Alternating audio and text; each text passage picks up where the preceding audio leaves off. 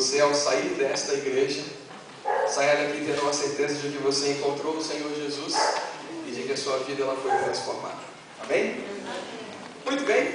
Terminei ontem dizendo de como foi um pouco a minha aventura na África. Voltei para o Brasil no final de 2002, mais ou menos no mês de dezembro. Quando eu cheguei, logo em seguida eu fui para Brasília, fui comportar. A minha comportagem não foi muito boa. Eu precisava conseguir tirar uma bolsa, nós usamos a expressão bolsa quando você consegue ali o estipêndio para pagar o semestre todo.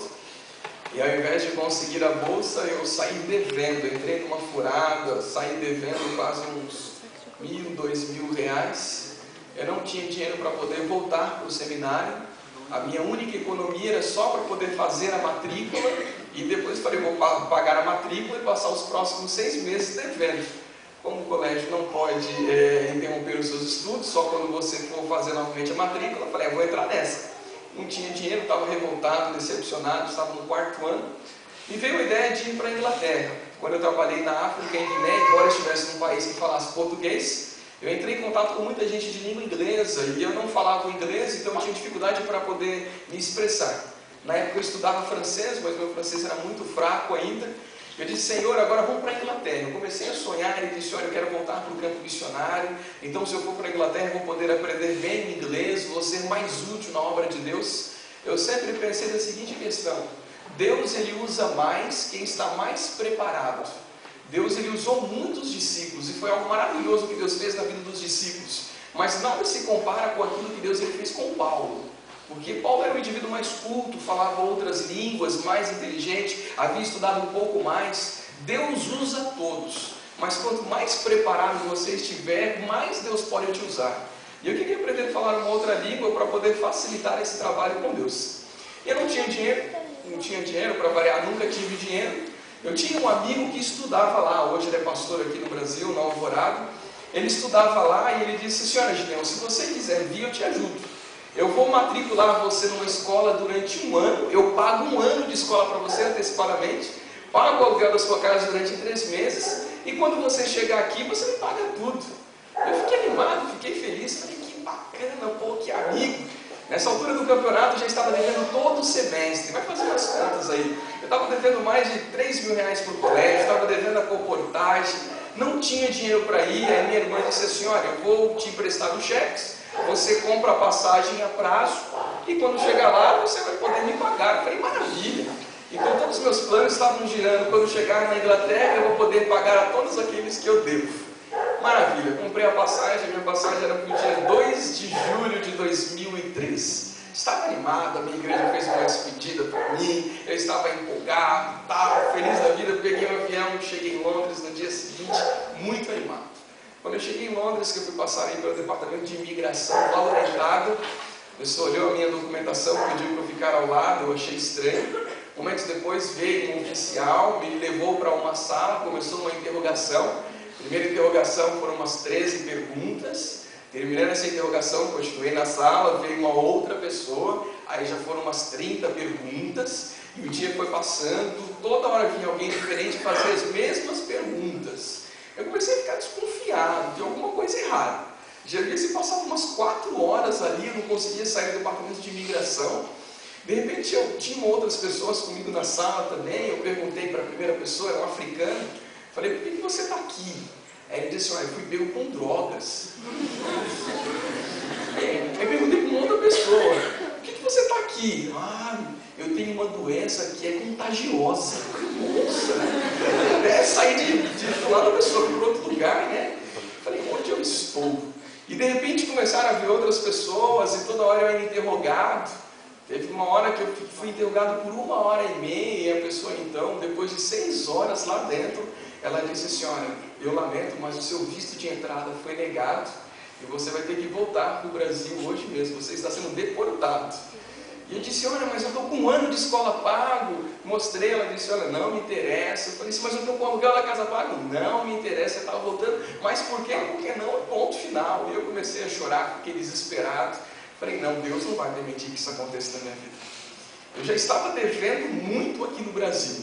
Eu já havia feito inúmeras dívidas, somando tudo. E uma lágrima e outra eu começava a somar. As minhas dívidas estavam chegando quase a R$8.000. Falei, se eu voltar para o Brasil, estou na roça. Eu não posso voltar para o seminário porque eu não tenho dinheiro para poder quitar os débitos. Tenho que quitar essa passagem, eu tenho que quitar agora o meu amigo que pagou 1 ano para mim. O que eu vou fazer da minha vida? E eu fiquei desesperado, chorar. Falei, não, Deus não vai fazer isso. O meu Deus é maravilhoso, o meu Deus é grande. E o meu Deus sempre me surpreende. E é verdade, sempre me surpreende. Depois de 13 horas dentro do aeroporto, os policiais, eles são horríveis, gente. Os policiais estão te acompanhando. Imagina aqueles policiais ingleses, tu volta e você ali andando pelo aeroporto, todo mundo te olhando.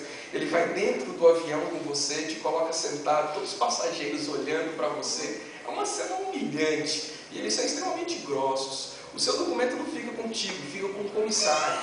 E ali então eu falei, não, Deus vai fazer um milagre.